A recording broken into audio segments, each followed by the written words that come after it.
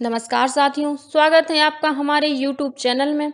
आप छत्तीसगढ़ के किस जगह से हमारे समाचार सुन रहे हैं, कृपया कमेंट बॉक्स में लिखकर हमें ज़रूर बताएं। रायपुर से प्रस्तुत हैं छत्तीसगढ़ के प्रादेशिक समाचार। समाचारों के साथ मैं रजनी शुक्ला। पहले मुख्य समाचार। दंतेवाड़ा जिले की छिंदनार में लगेगी डेनेक्स गारमेंट फैक्ट्री की 5वीं यूनिट। मुख्यमंत्री की मौजूदगी में हुआ MOU। इस वर्ष से अराजपत्रित पदों पर भर्ती के लिए सामान्य पात्रता परीक्षा CET का आयोजन किया जाएगा। भाजपा छत्तीसगढ़ किसान मोर्चा ने नकली गोबर खाद वितरण के विरोध और वर्मी कंपोस्ट की बाध्यता को खत्म करने की मांग को लेकर विभिन्न जिलों में किया प्रदर्शन। और मिशन अमृत सरोवर योजना के तहत अब तालाब निर्माण के लिए स्वाधीनता सेनानियों और शहीदों के गांव को दी जाएगी प्राथमिकता। अब समाचार विस्तार से। दंतेवाड़ा जिले में महिलाओं को रोजगार देने का प्रमुख माध्यम बनी डेनेक्स गारमेंट फैक्ट्री की 5वीं यूनिट भी स्थापित की जाएगी। छिंदनार में खुलने वाली डेनेक्स की इस 5वीं यूनिट के लिए मुख्यमंत्री भूपेश बघेल की मौजूदगी में MOU हुआ। इस अवसर पर मुख्यमंत्री ने कहा कि डेनेक्स में काम करने वाली महिलाएं आर्थिक सशक्तिकरण की तरफ अग्रसर हैं। उन्होंने कहा कि छिंदनार में लगने वाली यूनिट में तैयार होने वाले कपड़े इंग्लैंड और अमेरिका के बाजारों में भी नजर आएंगे। मुख्यमंत्री ने इस दौरान डेनेक्स की कटे कल्याण में स्थापित यूनिट का निरीक्षण किया और वहां कार्यरत महिलाओं से मुलाकात की। गौरतलब है कि अब तक जिले में डेनेक्स की 4 यूनिट हारम, बारसूर, कार्ली और कटे कल्याण गाँव में स्थापित की जा चुकी हैं। इसके अलावा मुख्यमंत्री ने आश्रित गाँव लखारास में एनीकट निर्माण और कुआं कोंडा में पोस्ट मैट्रिक छात्रावास खोलने का भी ऐलान किया। कार्यक्रम के बाद मुख्यमंत्री ने कटे कल्याण में दंतेश्वरी माता मंदिर में पूजा अर्चना कर प्रदेशवासियों के सुख समृद्धि की कामना की। इस मौके पर उन्होंने 67 देव गुड़ियों के कायाकल्प का लोकार्पण भी किया।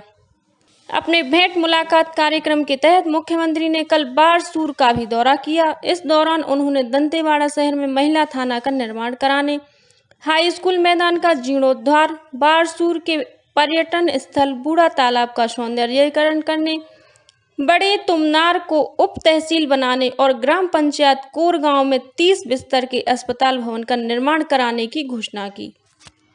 केंद्रीय कार्मिक और लोक शिकायत मंत्री डॉक्टर जितेंद्र सिंह ने कहा कि इस वर्ष से अराजपत्रित पदों पर भर्ती के लिए सामान्य पात्रता परीक्षा CET का आयोजन किया जाएगा। कार्मिक और प्रशिक्षण विभाग DOPT के अंतर्गत सभी 6 स्वायत्त निकायों की कल नई दिल्ली में संयुक्त बैठक हुई। बैठक की अध्यक्षता करते हुए श्री सिंह ने कहा कि DOPT के अंतर्गत राष्ट्रीय भर्ती एजेंसी NRA वर्ष के अंत तक अराजपत्रित पदों के लिए कंप्यूटर आधारित ऑनलाइन सामान्य पात्रता परीक्षा CET आयोजित करने की तैयारी कर रही है। उन्होंने कहा कि यह परीक्षा देश के प्रत्येक जिले में कम से कम एक परीक्षा केंद्र पर होगी। उन्होंने कहा कि शुरुआत में परीक्षा हिंदी और अंग्रेजी माध्यम सहित 12 भाषाओं में आयोजित की जाएगी। बाद में संविधान की 8वीं अनुसूची में उल्लिखित सभी भाषाओं में ये परीक्षा आयोजित होगी। सरकारी सेवाओं को और सुलभ, समावेशी और पारदर्शी बनाने के लिए MyGov हेल्प डेस्क ने कई बड़ी पहल की है। अब व्हाट्सएप पर भी MyGov प्लेटफॉर्म का इस्तेमाल करके डिजिलॉकर सेवाओं का लाभ लिया जा सकेगा। इनमें जरूरी दस्तावेज, पैन कार्ड, ड्राइविंग लाइसेंस, वाहन पंजीकरण दस्तावेज आदि व्हाट्सएप के जरिए आसानी से डाउनलोड हो सकेगा। व्हाट्सएप नंबर 199013151515 पर नमस्ते या हाय भेजकर डिजिलॉकर की सेवाओं तक पहुंचा जा सकता है। भाजपा छत्तीसगढ़ किसान मोर्चा के सदस्यों ने प्रदेश के विभिन्न जिलों में नकली गोबर खाद को लेकर राज्य सरकार के खिलाफ प्रदर्शन किया।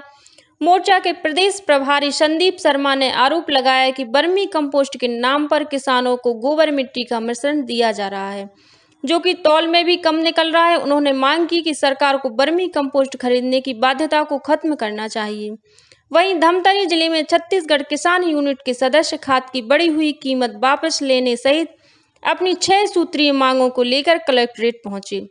इस दौरान यूनिट के सदस्यों ने मांग पर अमल नहीं किए जाने पर विरोध प्रदर्शन करने की चेतावनी दी। सदस्यों ने आरोप लगाया कि सोसाइटियों में DAP खाद की कीमतों में 150 रुपये प्रति बोरी और पोटास में 700 रुपये प्रति बोरी की बढ़ोतरी की गई है। बहुजन समाज पार्टी के छत्तीसगढ़ इकाई के सदस्यों ने हसदेव अभयारण्य को कोयला खनन के लिए निजी कंपनी को आवंटित किए जाने पर विरोध जताया है। सदस्यों ने आरोप लगाया है कि कोल खनन से आदिवासी समूह और पशु पक्षी के जीवन पर खतरा मंडराएगा। धमतरी जिले में पार्टी के सदस्यों ने कलेक्टर से मुलाकात कर इस संबंध में राज्यपाल के नाम ज्ञापन सौंपा। प्रदेश के पंचायत और ग्रामीण विकास मंत्री टी.एस. सिंहदेव ने सरगुजा जिले के उदयपुर विकासखंड में 6 करोड़ 8 लाख रुपए से अधिक के विकास कार्यों का लोकार्पण और भूमि पूजन किया। इस अवसर पर श्री सिंहदेव ने चौपाल लगाकर लोगों की समस्याएं सुनी। उन्होंने ग्रामीणों से पेयजल, राशन कार्ड, स्वास्थ्य सेवाओं, पेंशन वितरण, शिक्षा, रोजगार और ग्राम पंचायत द्वारा किए जा रहे कार्यों के बारे में जानकारी भी ली। इस दौरान उन्होंने अधिकारियों को संबंधित समस्याओं के त्वरित निराकरण के निर्देश दिए। श्री सिंहदेव ने ग्रामीणों की मांग पर वन अधिकार पत्र के दावों का पुनः परीक्षण कराकर नियमानुसार वन अधिकार पत्र जारी करने को कहा। मिशन अमृत सरोवर योजना के तहत अब तालाब निर्माण के लिए स्वाधीनता सेनानियों और शहीदों के गांव को प्राथमिकता दी जाएगी। राज्य मनरेगा आयुक्त मोहम्मद कैसर अब्दुल्ला हक ने बताया कि राज्य के प्रत्येक जिले में कम से कम 75 अमृत सरोवरों का निर्माण या जीर्णोद्धार का कार्य शुरू हो चुका है। उन्होंने कहा कि कम से कम 1 एकड़ क्षेत्रफल में तालाब का निर्माण किया जाएगा। मनरेगा आयुक्त ने बताया कि स्वाधीनता सेनानियों या उनके पारिवारिक सदस्यों या आज़ादी के बाद शहीद हुए सैनिकों के परिजनों या पद्म पुरस्कार से सम्मानितों द्वारा अमृत सरोवर के कार्य का शुभारंभ कराया जाएगा। उन्होंने कहा कि अमृत सरोवर की आधारशिला रखने के दौरान कार्यस्थल पर नीम, पीपल और बरगद जैसी प्रजाति के पौधों का रोपण किया जाएगा। प्रदेश में ग्रामीण और नगरीय क्षेत्रों में प्रत्येक विकासखंड तथा जिला स्तर पर खेल प्रतियोगिता का आयोजन कराने का निर्णय लिया गया है। यह खेल प्रतियोगिता बालक और बालिका वर्ग के लिए सब जूनियर तथा जूनियर वर्ग में आयोजित की जाएगी। प्रतियोगिता में hockey, volleyball, kabaddi, kho-kho, cricket और व्यक्तिगत विधा के तहत एथलेटिक, बैडमिंटन और कुश्ती जैसी स्पर्धाओं का आयोजन किया जाएगा। गौरतलब है कि राज्य के नवोदित खिलाड़ियों में खेल के प्रति और रुचि पैदा करने तथा खेल प्रतियोगिताओं के माध्यम से उन्हें और अधिक अवसर दिलाने के उद्देश्य से ये प्रतियोगिताएं आयोजित की जा रही हैं। और अब पेश है मौसम का हाल। मौसम विभाग ने अगले 4 घंटों के दौरान प्रदेश के कोरिया, सूरजपुर, बलरामपुर, सरगुजा, जसपुर, पेंड्रा रोड, बिलासपुर, कोरबा, रायगढ़ और इससे लगे जिलों में 1-2 स्थानों पर गरज चमक के साथ आंधी चलने की संभावना जताई है। वहीं कुछ स्थानों पर तेज बारिश और ओलावृष्टि के भी आसार हैं। मौसम विभाग के अनुसार पश्चिमी विक्षोभ के कारण मौसम में यह बदलाव आ रहा है, जिसकी वजह से अगले 24 घंटों के दौरान कुछ स्थानों पर हल्की बारिश के साथ 1-2 स्थानों पर मध्यम बारिश होने की संभावना है। और अब कुछ खबरें संक्षेप में। विश्वविद्यालय अनुदान आयोग यूजीसी की राष्ट्रीय पात्रता परीक्षा नेट के लिए ऑनलाइन आवेदन और शुल्क भुगतान की अंतिम तिथि 30 मई तक बढ़ा दी गई है। राज्य शासन ने कल राज्य प्रशासनिक सेवा के संयुक्त कलेक्टर और डिप्टी कलेक्टर स्तर के 15 अधिकारियों के तबादले किए हैं। मुख्यमंत्री भूपेश बघेल ने अर्जुदा महाविद्यालय का नाम शहीद दुर्वासा निषाद के नाम पर करने की घोषणा की है। छत्तीसगढ़ भवन और अन्य सन्निर्माण कर्मकार कल्याण मंडल के हितग्राहियों के लिए संचालित भगिनी प्रसूति सहायता योजना अब मिनी माता महतारी जतन योजना के नाम से जानी जाएगी।